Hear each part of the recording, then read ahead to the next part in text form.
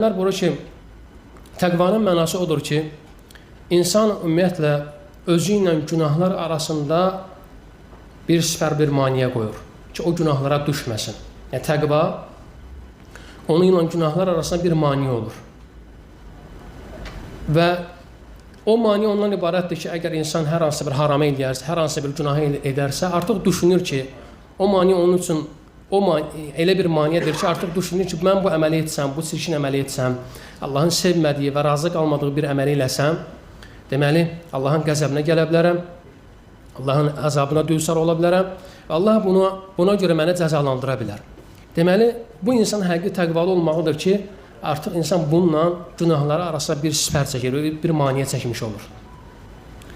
Və bu da yalnız və yalnız itayətlə və həmçinin asiliklərdən çəkinməklə mümkün olur. Yəni, insan həqiqi təqvalı olması, Allahdan qorxması odur ki, insan itayəti yerinə yetirir və həmçinin də asiliklərdən çəkinir.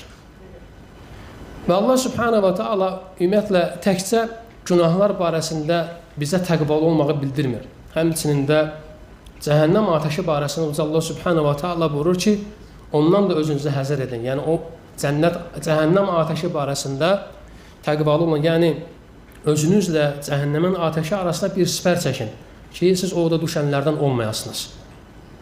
Və həmçinin də qiyamət günü barəsində Allah subhanahu wa ta'ala buyurur ki, o gündən də özünüzü həzər edin, o gün barəsində də qorxun. Yəni, bu barədə ayət-i kərimələr çoxdur. Allah subhanahu wa ta'ala buyurur ki, fəttəqun nərəlləti və quduhən nəsu vəl-həcərə. Yanacağı daşlardan və insanlardan olan cəhənnəm ateşindən təqvalı olun. Yəni, cəhənnəm ateşindən qorxun. Özünüzü bundan həzər eləyin. Özünüzü bundan çəkindirin. Başqa ayət-i kərimədə buyurur ki, Allah azə və cəllə وَاتَّقُوا يَوْمًا تُرْجَعُونَ فِيهِ إِلَى اللّٰهِ. Allaha qayıdacağınız gündən qorxun. Deməli, burada ayət-i kərimənin hamısına baxsan, təqva kəlməsi keçir. Təqva həm insanın bu dünyada özünün günahlardan xilas eləməsi və həmçində insanın cəhənnəmə düşməməsi üçün qorunmasıdır.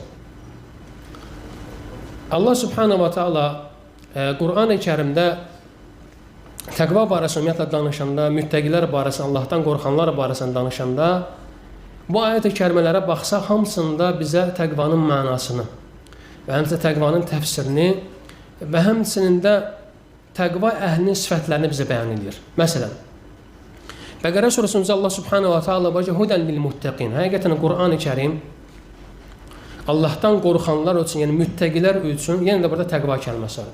Müttəqilər üçün bir hidayət kitabıdır. Deməli, o müttəqilər kimdir? Allahdan qorxanlar kimdir? Əl-ləzīnə yu'minunə bil-ğayb və yuqimunəs-salâ və mimmə razaqnahum yunfiqun. O müttəqilər onlardır ki, onlar qeybi iman gətiriblər, namaz qılırlar və həmçində onlara verilənlərdən Allah yolunda xərcləyirlər. Ayət-i kərimənin davamında buyurur ki, وَالَّذِينَ يُؤْمِنُونَ بِمَا أُنْزِلَ إِلَيْكَ وَمَا أُنْزِلَ مِنْ قَبْلِكَ. Və həmçinin təqvalı insanlar sənə nazil olana, səndən qabaq nazil olan kitabı iman gətirirlər. وَبِالْآخِرَةِ هُمْ يُوقِنُونَ. Onlar axirət məsələsində yəqin olan insanlardır. وَلَاكَ عَلَى هُدًى مِنْ رَبِّهِمْ. Onlar həqiqətən də Rəbləri tərəfindən olan bir hidayət üzərindədirlər. وَأُولَٰئِكَ هُمُ الْمُفْلِحُونَ. Onlar həqiqətən nicata qovuşanlardır. Deməli, ayət-i kərimənin əvvəlində Allah subhanahu wa ta'ala təqva əhlinin sifətlərindən danışdı və sonda isə Allah subhanahu wa ta'ala buyurdu ki, onlara vəd olunan nədir? Başqa ayət-i kərimədə Allah buyurur ki, وَسَارِعُوا إِلَى مَغْفِرَةٍ مِنْ رَبِّكُمْ وَجَنَّةٍ عَرْضُهَا السَّمَاوَاتُ وَالْأَرْضُ أُعِدَّتْ لِلْمُتَّقِينَ. Allah subhanahu wa ta'ala buyurur ki,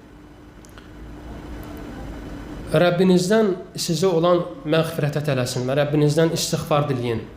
Həmçində sizlər üçün genişliyi yerlər və göylər qədər olan cənnətə tələsin. Hansı ki, bu cənnət Allahdan qorxanlar üçün hazırlanmışdır. Müttəqilər üçün hazırlanmışdır. Təqvanın tərifi barəsində sələflərin bir çox deyimi var. Lakin hamısı bir-birinə yaxın olan təriflərdir. İbn Abbas radiyallahu anhuma təqva barəsində buyurur ki, müttəqilər Allahdan qorxanlar o insanlardır ki, onlar Allahdan və Allahın əzabından qorxan kəslərdir. Və Həsən Rahimullah təqva barəsində buyurur ki, müttəqilər Allahın haram qoyduqlarından çəkinən və həmçində fərz etdiklərini, fərz buyurduqlarını yerinə yetirən insanlardır.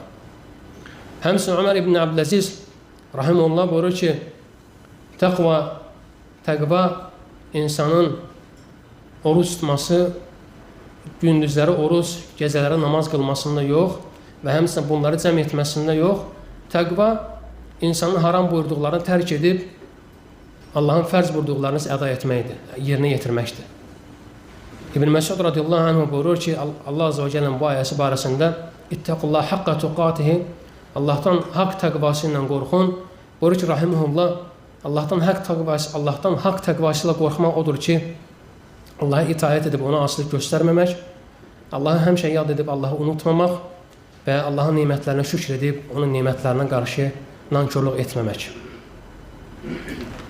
Və İbn-i Qayyim rahimehullah buyurur ki, təqvanın tərifi insanın imanla və mükafatını Allahdan gözləyərək bir əməli yerinə yetirməsidir.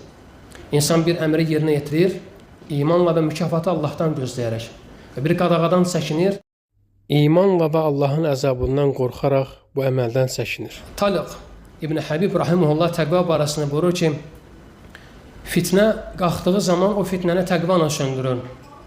Soruşulanır ki, təqva nədir? Buyurur ki, rahimehullah, Allahdan nur olaraq və həmçinin Allahdan mükafatını, əməlin mükafatını umaraq o əməli yerinə yetirməyin təqva və həmçinin də Allahdan nur olaraq və Allahın əzabından qorxaraq bir haram əməli tərk etməyin isə bu təqvadan sayılır.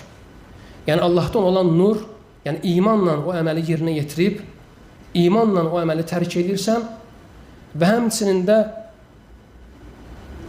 tərcu thəvab Allahın mükafatına ümid etmək isə odur ki, az öncə qeyd etdiyimiz kimi, insan bir yaxşı əməli işlədiyi zaman ümid edir ki, Allah subhanahu wa ta'ala buna görə mənə mükafatlandıracaq və haram əməldə isə insan artıq düşünür ki, buna görə Allahın cəzası var və artıq bu əməldən vaz keçir, bu əməli tərk edir. Və dedi ki, başlanğıcı iman və qayəsi isə insanın məqsədi isə yerinə yetirməsində, məqsədi isə nədir? Allahdan mükafat olmaqdır və yaxud da Allahın əzabından, cəhənnəm ateşindən xilas olmasıdır. Sonda isə 2 hədis deyəcəm, bundan kifayətlənəcəm. İmam Əhməd Müslimdə keçən hədisdə Peyğəmbər sallallahu əleyhi və səlləm sonuncu xutbəsində Peyğəmbər sallallahu əleyhi və səlləm həcc xutbəsində buyurur ki, ey insanlar, bilin ki, agah olun ki, Rəbbiniz birdir, atanız da birdir. Bilin, agah olun ki, ərəbin əcəm üzərində, əcəmin ərəb üzərində heç bir üstünlüyü yoxdur. Qırmızının qara üzərində, qaranın qırmızı üzərində heç bir üstünlüyü yoxdur, yalnız təqvadan başqa. Yalnız təqva istisnadır. Və sonra isə Peyğəmbər sallallahu əleyhi və səlləm buyurur ki, çatdırdın mı? Sahabələr buyurur ki, bəli, Allahın Rəsulü, çatdırdın. Peyğəmbər sallallahu əleyhi və səlləm soruşur ki, toplaşdığımız gün hansı gündür? Onlar deyirlər ki, haram gün. Bəs hansı aydır? Onlar buyurur ki, haram ay. Bəs hansı yerdir? Onlar buyurur ki, haram şəhərdir. Peyğəmbər sallallahu əleyhi və səlləm buyurur ki, həqiqətində sizin qanlarınız, mallarınız, irzləriniz bu gün kimi, bu ay kimi, bu yer kimi hamınıza haramdır. Və sonra isə Peyğəmbər sallallahu əleyhi və səlləm buyurur ki, çatdırdın mı? Və sahabələr buyurur ki, bəli, ey Allahın Rəsulü, çatdırdım. Allah Rəsulü sallallahu əleyhi və səlləm buyurur ki, sizlər də olmayanlara bunu çatdırın. Və sonra isə Allah Rəsulü sallallahu əleyhi və səlləm Əbu Hüreyrədən gələn hədisdə buyurur ki, Allah subhanahu wa ta'ala həqiqətən də sizdən